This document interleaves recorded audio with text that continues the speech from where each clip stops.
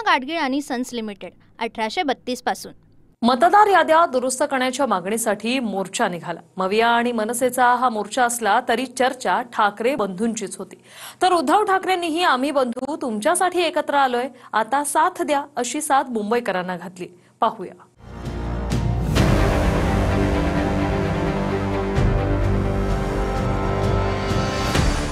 आम्ही एकत्र आलो ते तुमच्यासाठी आलेलो आहोत। आम्ही एकत्र आलो आहोत ते मराठी माणसासाठी आलो आहोत। आम्ही एकत्र आलो ते हिंदूंसाठी आणि महाराष्ट्रासाठी आलेलो आहोत। आणि जर साथ देण्याची तुमच्यात धमक असेल तर एकदाच मला दोन्ही हाताच्या मुठी आवडून वरती करून दाखवा।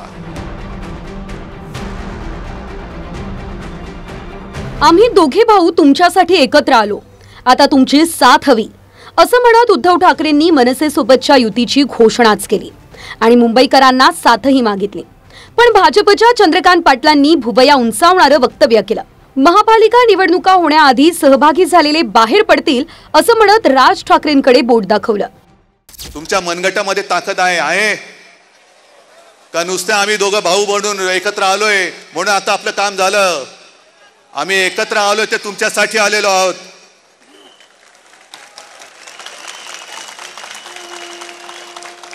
आम्ही एकत्र आलो आहोत ते मराठी माणसासाठी आलो आहोत। आम्ही एकत्र आलो ते हिंदूंसाठी आणि महाराष्ट्रासाठी आलेलो आहोत।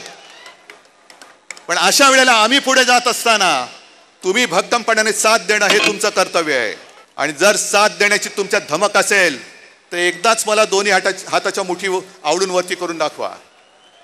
आणि मुद्दामून या तुम्हाला सांगितले, कारण फोटोग्राफरने फोटो घेऊन हा मतचोरांच्या बादशाकडे पाठवून द्या, बघा ही मूठ महाराष्ट्राने आवडलेली आहे। जर मत चोरी करून तुम्ही निवडणुका घेण्याचा प्रयत्न कराल तर ही मूठ तुमच्या टाळक्यात हाणल्याशिवाय राहणार नाही। आणि जे सहभागी झाले आहेत तेही महानगरपालिका निवडणुका येता येता बाहेर पडतील। आणि आभास जो निर्माण केला की आम्ही एकत्र लढणार आहोत तो आभास होता असं लक्षात येईल।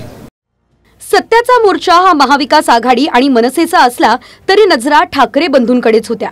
मोर्चासाठी राज ठाकरे कारनं चर्चगेटला न येता ते लोकलने आले। लोकलनं चर्चगेटवर आल्यानंतर ते हॉटेलमध्ये थांबले।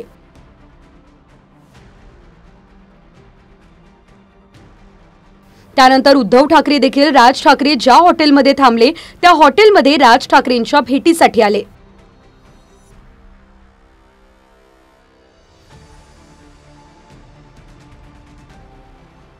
काही काळ दोघांमध्ये चर्चा झाल्यानंतर दोघेही सोबतच मोर्चात सहभागी होण्यासाठी हॉटेलच्या बाहेर पडले।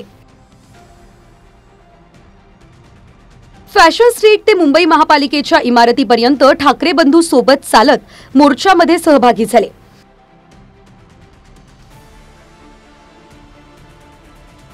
आणि स्टेजवरही उद्धव आणि राज ठाकरे शेजारीच बसले। आपल्या कृतीतून उद्धव आणि राज ठाकरे या दोघांनीही कार्यकर्त्यांना योग्य मेसेज जाईल याची काळजी घेतली। पण कुणी कितीही एकत्र आले तरी 51% मतं घेऊन भाजप महायुतीच महापालिका निवडणुका जिंकवणार असा दावा बावनकुळेंनी केलाय। आम्हाला काय कुणाची एकत्र आलं काही फरक पडत नाही। आम्ही 51% ची तयारी केली आहे। आमची महायुती 51% जिंकेल। जनतेचा विश्वास आहे, देवेंद्र फडणवीस सरकारवर लोकांचा विश्वास आहे, मुंबईच्या विकासावर विश्वास आहे, संपूर्ण महाराष्ट्रामध्ये शेतकऱ्याच्या पाठीशी आम्ही राहिलेलो आहे। ठाकरे बंधू एकत्र आल्यानंतर दोन्ही पक्षाचा एकत्रपणे हा पहिलाच मोर्चा होता ज्यात शक्ती प्रदर्शनाची संधी दोन्ही भावांनी साधली। राज ठाकरे जुने व्हिडिओ लावून घेरण्याचा प्रयत्न करतात। गेल्या मेळाव्यात राज ठाकरेंनी मोदींचा योग्य निवडणुका घ्याव्यात असा म्हणणारा व्हिडिओ लावला होता। पण आता भाजपच्या अमित साटम यांनी राज ठाकरेंचे जुने व्हिडिओ लावण्याचा इशारा दिलाय। आम्ही बोलतो आहोत, उद्धव ठाकरे बोलतायत, शरद पवार साहेब बोलतायत की याच्यामध्ये दुबार मतदार आहेत, शेतकरी कामगार पक्ष बोलतोय, कम्युनिस्ट पार्टीचे लोक बोलतायत, काँग्रेसचे लोक बोलतायत, सगळेच जण बोलतायत। एवढंच नव्हे, भारतीय जनता पक्षाचे पण लोक बोलतायत की दुबार मतदार आहेत, शिंदेचे लोक बोलतायत दुबार मतदार आहेत, अजित पवारांचे लोक म्हणतायत दुबार मतदार आहेत। अरे मग अडवलंय कोणी? आम्ही तर लावूच आता व्हिडिओ लावायची खूप खाज आहे काही लोकांना। आता उद्यापासून आम्ही असे एक ऑलरेडी लावलाय। हे डायलॉग माझा नाही हा, खान आणि बाणचा। हा मी नाही म्हटलंय की खान हवा का बाण, हे मिमिक्री आर्टिस्ट म्हणालेत त्यांच्या एका सभेमध्ये। आणि त्यामुळे तो आपण व्हिडिओ लावलाय. येणाऱ्या काळामध्ये आपण एकमेकांविरुद्ध काय बोलला होतात याचे व्हिडिओ आणि त्या व्हिडिओची मालिकाच येणाऱ्या काळामध्ये आम्ही सुरू करणार आहोत.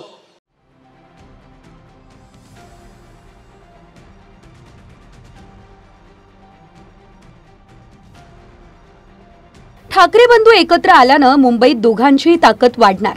पण त्याच वेळी मोर्चातून काँग्रेसचे दिग्गज नेते मात्र अनुपस्थित राहून वेगळा मेसेजही देत आहेत.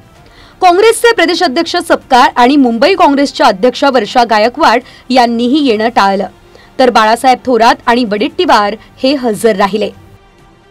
निवृत्ती बाबरसह दिनेश दुखंडे, TV9 मराठी, मुंबई. पूना गाडगीळ आणि सन्स लिमिटेड 1832 पासून.